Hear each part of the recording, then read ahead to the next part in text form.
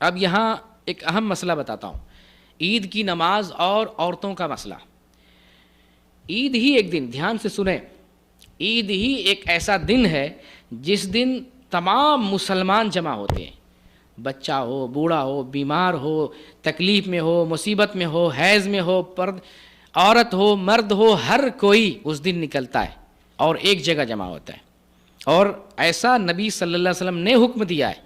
افسوس ہے کہ اس پر مسلمانوں میں متعدد طبقات میں عمل نہیں کیا جاتا، عورتوں کو عیدگاہ نہیں لے جایا جاتا ہے۔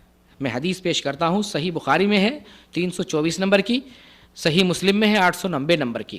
ام عطیہ رضی اللہ تعالیٰ عنہ بیان کرتی ہیں کہ نبی کریم صلی اللہ علیہ وسلم ہمیں عورتوں کو حکم دیتے تھے کہ عورتوں کو عید الفطر کے لیے اور عید الاضحیٰ کے لیے عیدگاہ لے کے جاؤ، جوان لڑکیوں کو لے کے جاؤ، اور حیض والی عورتوں کو لے کے جاؤ، پردہ نشین عورتوں کو لے کے جاؤ۔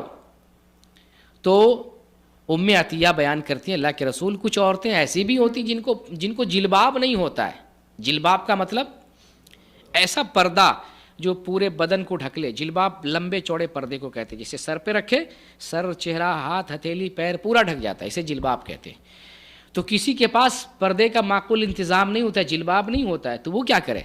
تو آپ صلی اللہ علیہ وسلم فرماتے ہیں کہ اس کی بہن اس سے پردہ کرائے اور لے کے جائے، یعنی اپنے پردے میں اس کو شریک کر لے اور عیدگاہ لے کے جائے۔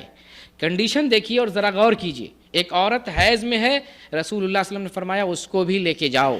وہ نماز تو نہیں پڑھیں گی لیکن مسلمانوں کی دعوت میں اور دعا میں شریک ہوں گی، خیر میں شریک ہوں گی۔ یہاں تک کہ اسلام میں پردہ واجب اور ضروری ہے۔ نبی صلی اللہ علیہ وسلم نے اس عورت کو بھی کہا لے کے جاؤ جس کے لیے پردے کا انتظام نہیں، جلباب نہیں ہے، دوسری عورت پردہ کرائے لیکن لے کے جاؤ۔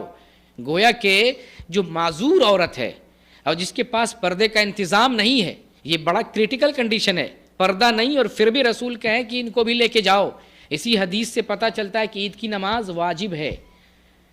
یہاں سے بھی کئی نقطے نکلتے ہیں کہ عورت مرد کے ساتھ عید کی نماز پڑھ سکتی ہے، جب عیدگاہ میں پڑھ سکتی ہے تو مسجد میں پڑھ ہی سکتی ہے، عیدگاہ تو اوپن ہوتا ہے۔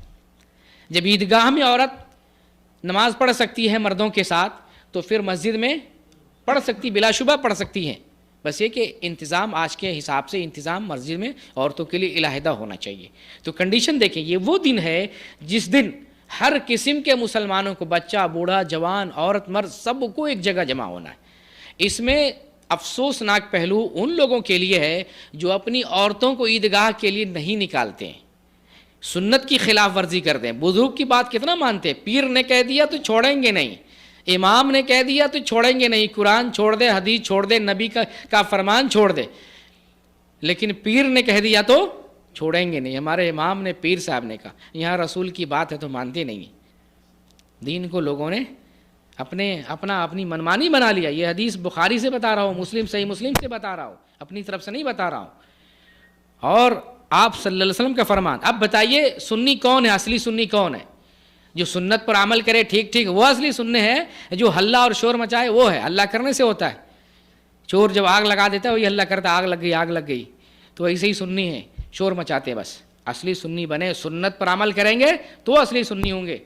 چیلنج کرتے ہیں، بخاری شریف اگر کھول کے سامنے رکھ دیجئے، بخاری شریف کی جو ہے 500 600 حدیثیں، ہزاروں حدیثیں ایسے ہوں گی جن پہ وہ خود عمل ہی نہیں کرتے ہیں، عمل ہی نہیں کرتے، سنی کیسے جب سنت پہ وہ عمل نہیں کرتے ہیں؟ ہزاروں حدیثیں ملیں گی صحیح بخاری۔ یہ جو ہے جلوس منانے والے اور جو ہے شور مچانے والے، یا حسین اور یا علی اور یا فلاں یا غوث یا بابا کہنے والے، ہزاروں حدیثیں پر عمل نہیں کرتے ہیں۔ بخاری شریف کھول کے سامنے رکھ دیجئے، میں روزے کی حالت میں بتا رہا ہوں، بخاری شریف سے بخار آتا ہے، نام سن کے ہی بخار آتا ہے۔ قربان جائیے امام بخاری رحمۃ اللہ علیہ پر کہ صحیح حدیث کو جمع کر کے ایک جگہ جو ہے امت کی حفاظت کی ہے، صحیح حدیث کو جو ایک جگہ جمع کر دیا۔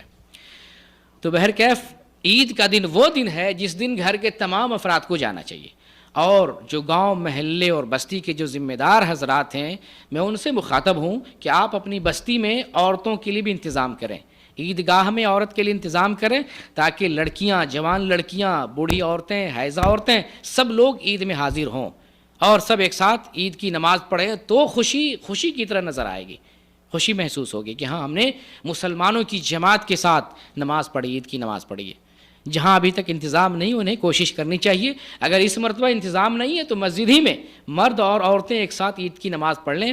عورتوں کے لیے سیپریٹ انتظام ہو مسجد میں اور مرد کے لیے سیپریٹ ہو, وہیں پر عید کی نماز پڑھ لیں. آئندہ سال اگر ابھی کر سکتے ہیں تو ابھی امسال کریں, نہیں تو اگلے سال کوشش کریں عورت مرد سب لوگ ایک ساتھ عید کی نماز پڑھیں.